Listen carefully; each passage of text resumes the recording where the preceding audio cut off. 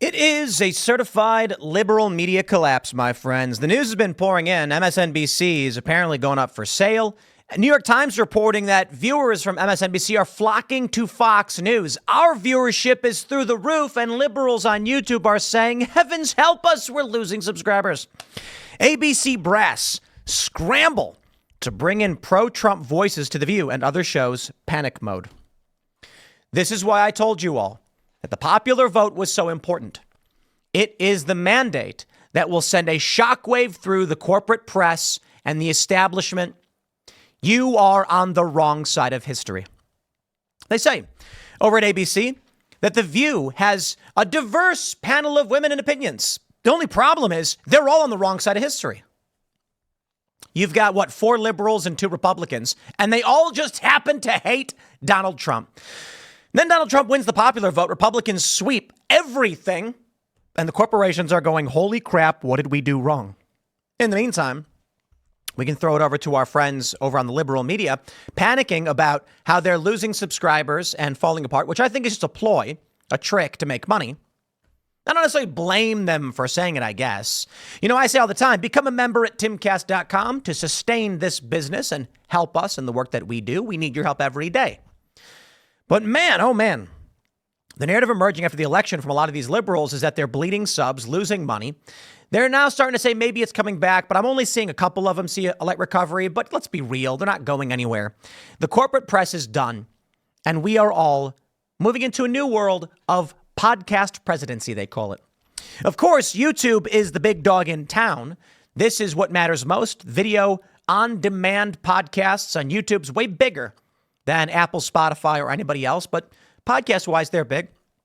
Although over on Spotify, they're now doing video because people want that video component. We're also seeing Democrats, liberals, and leftists attacking and eating each other alive. This is why I don't think the Democrats can recover from this. But let's talk about the news. ABC brass scrambling to bring in pro-Trump voices to The View and other shows. They say the Disney-owned network, which came under fire over how ABC News moderators grilled Trump during the presidential debate, has been holding high-level meetings since last week's rout by the former president, sources close to the situation told the Post. ABC News Group President Deborah O'Connell and a recently elevated boss of ABC News Alman, Kara Mehmedovich, I hope I'm getting your name right, held the intense sit-downs with executive producers on the network's various shows and other leaders. First on the agenda, according to one insider, is finding a pro-Trump panelist for its top-ranked daytime talk show, co-hosted by ultra-liberals Whoopi Goldberg, Joy Behar, Sunny Hostin, and Sarah Haynes, as well as Republican Trump bashers Ana Navarro and Alyssa Farah Griffin. I want to give a shout out to Whoopi Goldberg, who threatened to withhold sex from men because of how they voted. Once again, reinforcing gender norms and trying to heavily enforce them at the cultural level. Biological reality, I guess, eh, Whoopi Goldberg? Also, she's 70-something, so what are you doing? Calm down, lady. The View is facing pressure from higher-ups. The source said viewers can expect some major changes, including bringing in new panelists that can bring in a pro-Trump perspective. The source did not signal whether one of the current panelists would be bounced or if the already crowded desk would have to add a 7th seat. Everyone on The View endorsed Kamala Harris. They lost. They're out of touch with America, the source said. For a show about different perspectives, The View doesn't seem to have any when it comes to Trump. ABC bosses don't want to alienate the pro-Trump demographic. Well, I got bad news for you. You see, the New York Times says viewers are fleeing MSNBC. They're flocking to Fox News because, well, people want to understand what's going on. AOC herself said, tell me if you are watching. She said there were people in her district who voted for her and Trump. How does that happen? And no joke, people responded by saying, I don't like the establishment. So you and Trump, you're the best choices. Seriously, these people exist. She said, what podcasts are you listening to if you voted for Trump? Let me know. Maybe it's Timcast IRL or something. I don't know. The Free Press, perhaps, is where you get the not so pro-Trump, but very critical of Democrats, I guess. But you know what's happening? Regular, I should say, run-of-the-mill leftists on the social media, young people, ain't going to fall in line with this. They are entrenched cultists who are smashing their faces on the table over and over again. I'm saying that figuratively. They won't fall in line. They're saying this is fascism. Fascism is taking over. They're even attacking David Pakman. And you know what? Constantly having to deal with all of this news and all of this outrage, it is frustrating and it is tiring. So you know what I do when I'm tired? I pick up a nice glass of Cast Brew coffee. You see how I did it that time? I'm just kidding. Shout out to Cast Brew Coffee before we jump into the next story.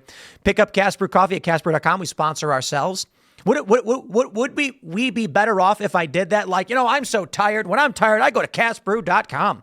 Pick up my Cast Brew Coffee. Those are probably the better way to do ad reads, right? Well, it's our company. We're sponsoring ourselves. And if you want to support the show and everything we do, castbrew.com. But also don't forget, head over to timcast.com. Join the Discord server. Join the movement. Hang out with tens of thousands of people. There's meetups, pre-shows, after shows, and your membership supports the work that we do. Here we go. From the New York Times. As people are fleeing MSNBC and flocking to Fox News, The View sees it. These companies are starting to realize with the popular vote victory, they are out of touch and they are losing their grip on reality. They need to bring in sane people. Good luck. Good luck. You've told us already you're more interested in being Democrats than being correct. I'm more interested in being correct than anything, but reality has a right-wing bias, so that's how you do it. The New York Times says Rachel Maddow opened her MSNBC show on Monday night with a sobering 26-minute monologue. Between deep sighs and the occasional shake of the head, Maddow went through the people President-elect Trump had named to his new administration. To say the least, she was not a fan of his selections, but it was important to go through them. It is better to be clear-eyed about these things and to see them coming than to be in denial or to be surprised by them when they come around. It seems her audience does not agree for at least the moment. The Rachel Maddow Show, the liberal network's highest rated program, drew in 1.3 million viewers on Monday, about a million shy of her October average.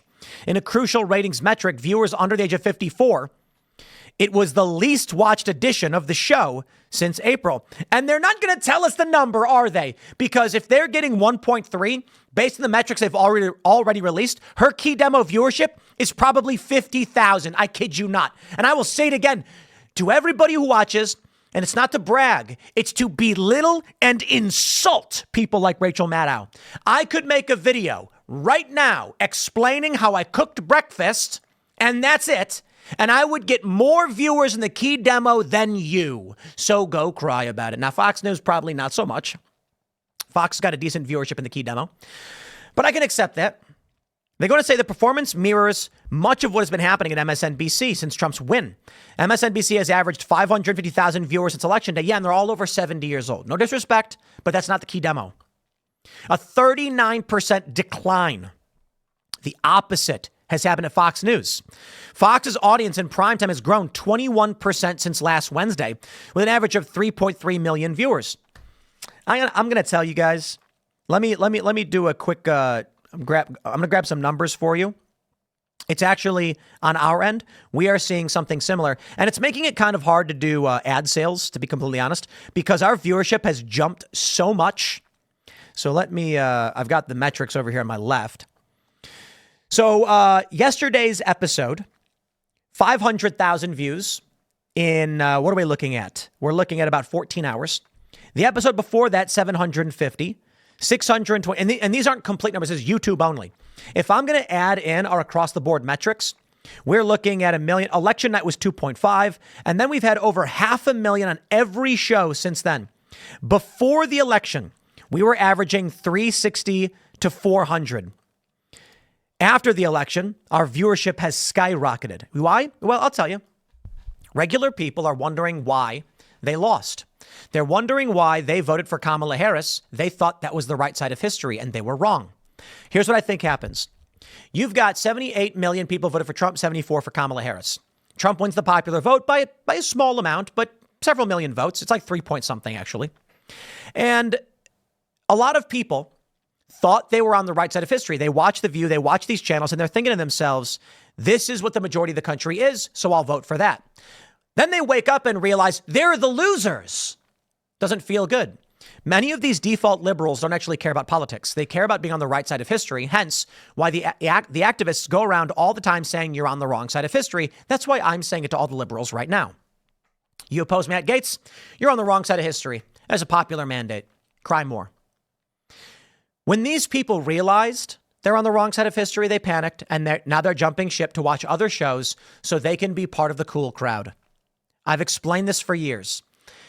Woke only succeeded by convincing people they had the majority power. So regular people might be thinking to themselves, I really hate this stuff, but I don't want to get fired. I don't want to get canceled. And they're the majority. I better just march in line with them.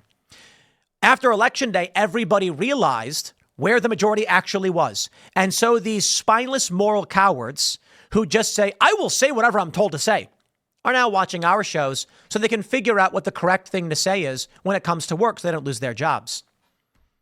I'm not saying I'm a fan of that or I like those people, but it's better that they stand in line with us and say, okay, fine, we get it, than anybody else. The reality is, without those people, we still won. And the cowards, the default libs, said, I'm with Trump. So here you go. Now, how are our friends over at Reddit handling this?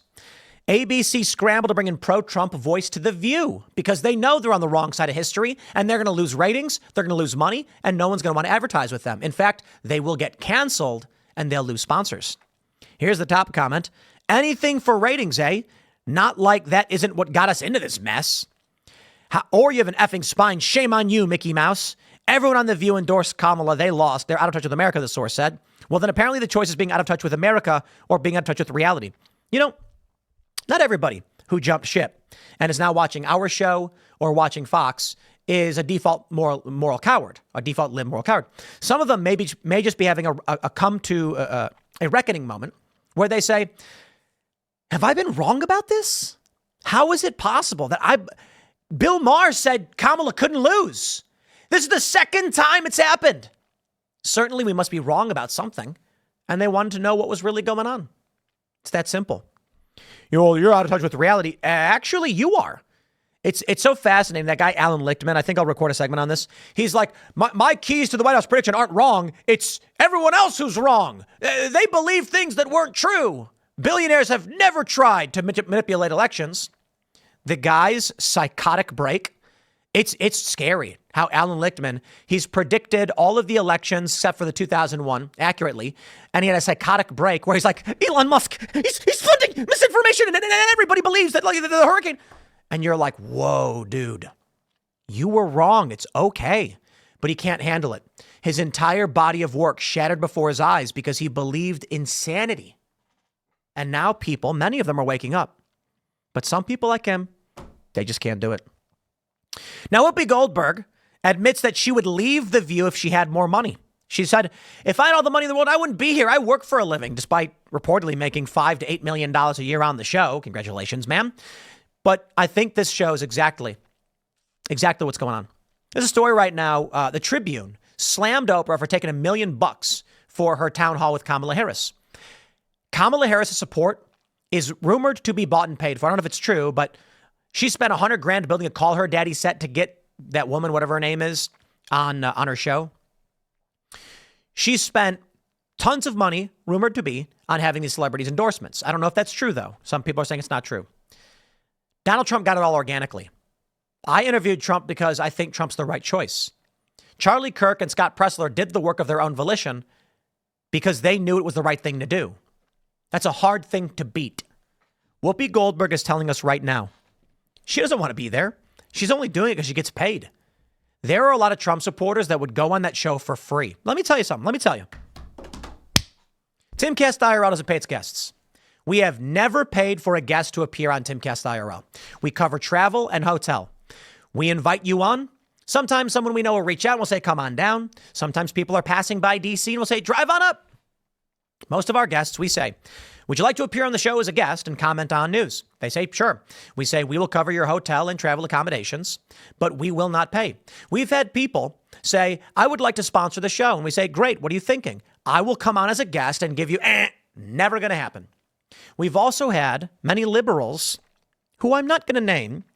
When we reached out and said, would you like to appear on the show? They said, my fee is $5,000. They don't actually care to debate or negotiate or spread these ideas. They're just doing it for the money because they're grifters. It's what they do. Meanwhile, I and many others do this because we care. Let me say this to Whoopi Goldberg. She says, if I had all the money in the world, I wouldn't be here. Let me just tell you guys, I bought Bitcoin at $1,000 and I've held it ever since. I had Bitcoin when it was at 70 cents. No joke. I got into Bitcoin. I used to hang out in the hacker spaces in LA with tons of different hackers. So when Bitcoin was popping up, We knew it. We saw it. 2011, it was at 70 cents, and I got myself a handful, like 5. I can't remember exactly how it went down because this has been 13 years or whatever. But I think I had around 21 Bitcoin on a computer. There was a fire. Sprinkler destroyed my computer. And I said, I don't care. It's like $17. Ha! I sure care now. Now it's over $2 million or just about $2 million. Anyway, so I ended up getting a bunch of donations a couple years later when Bitcoin was worth a couple bucks. It jumped to $20. I had 20 Bitcoin. I went, yo, I got $400. It's at 20 bucks. I better sell now because it's going to tank. Boy, do I wish I kept those Bitcoin. But this is the reality.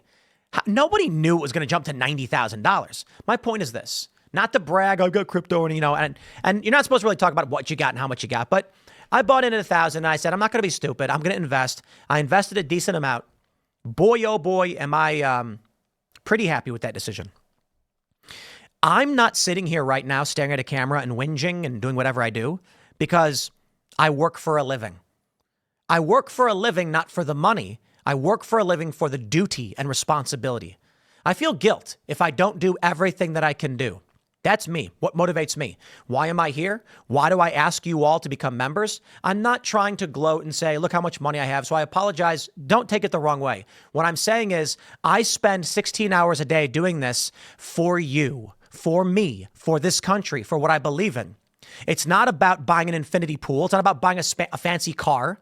I'm doing this not because I'm trying to look at a bottom line. I'm doing it because this needs to be done, because this country needs it to be done. And because every time in the past few years I have tried to say, maybe I'm going to quit, everybody says, don't do it, Tim, we need you. And then I feel guilty.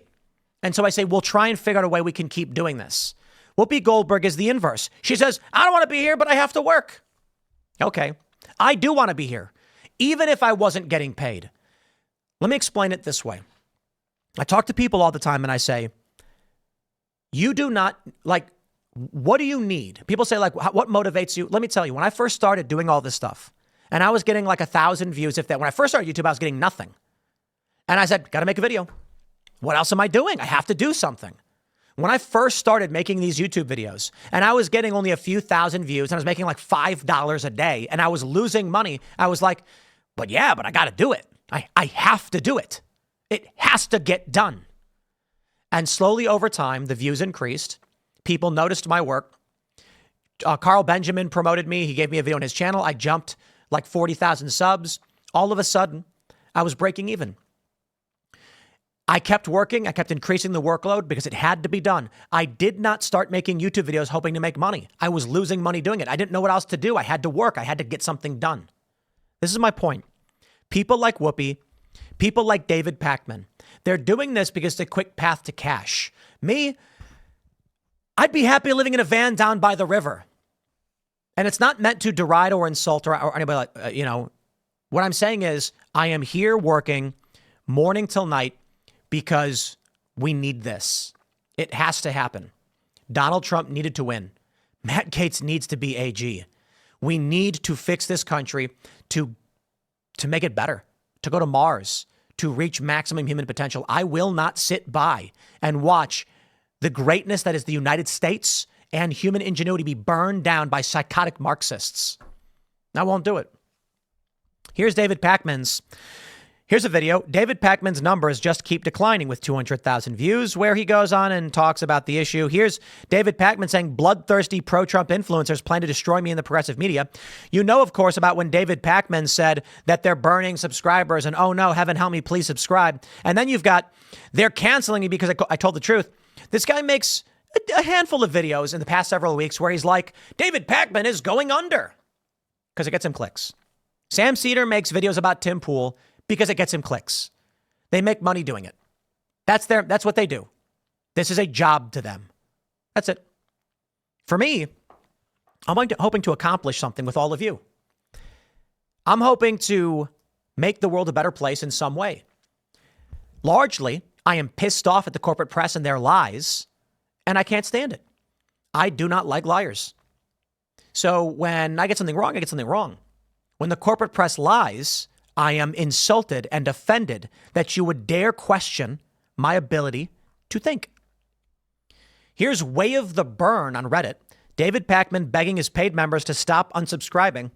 after Kamala's defeat. This is a Bernie Sanders subreddit.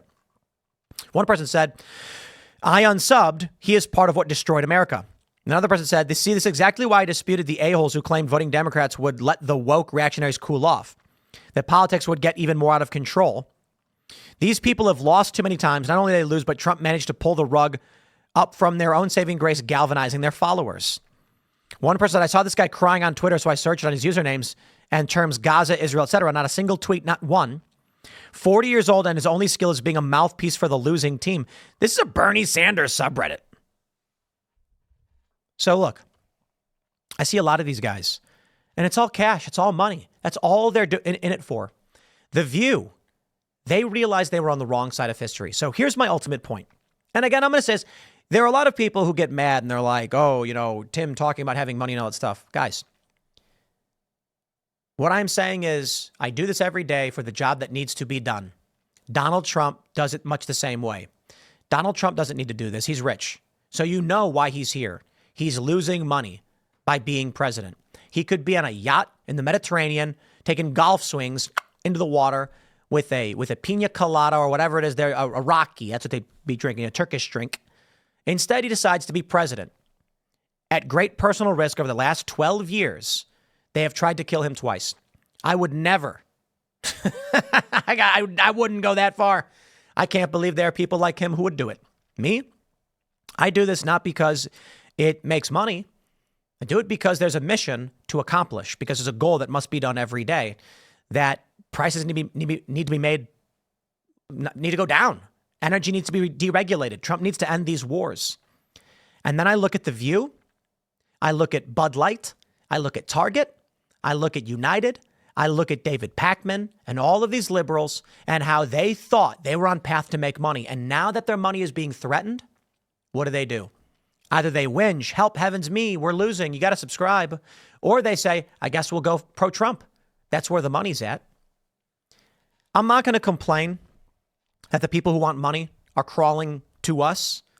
I'll accept that they're going to stand behind us and stay out of the way and let us get the job done to make this country better. So I appreciate all of you who buy Cast Brew Coffee, all of you who are members, and I will say it like this. You know, when people say, like, Tim, you're so successful with these big YouTube channels, you have millions of subscribers. I don't want to buy an infinity pool. I don't want to buy a yacht. I don't care to buy fancy booze. We had fancy booze on the show when we did the election night. When I make money, I want to invest in building things that will make this country better and that will have a long-standing value. The only thing I care about is planting trees whose shade I know I will never sit beneath. When you do good, people return the favor. The way capitalism works is exactly this. If you do a good job and you make something good, you get rewarded for it. For me, I am grateful that I got to live the life. I get to live the life that I do. And so I make sure every day to tip as best I can to the servers who bring me my food and to make sure that the money we make is being used in a way that is beneficial to all of you. Because like I said, I don't care about infinity pools. I don't care about Ferraris. I would be content living in a van down by the river. So I'm going to make sure that all of what we build here will go towards planting trees whose shade I know, we're not going to sit beneath. But one day your kids will wake up and there will be a beautiful forest and they'll say thank you to the people who are willing to sacrifice and do the job to make this country great again and again. Smash that like button, share the show with everyone you know, become a member over at timcast.com to support our work and join the Discord server. It's a digital movement, my friends. Tens of thousands of people hanging out every single day, and you support this company when you do become a member. We've got great things up ahead. This is going to be a wild next year. It's going to be a battle. More segments coming up. Stick around, and we'll see you all shortly.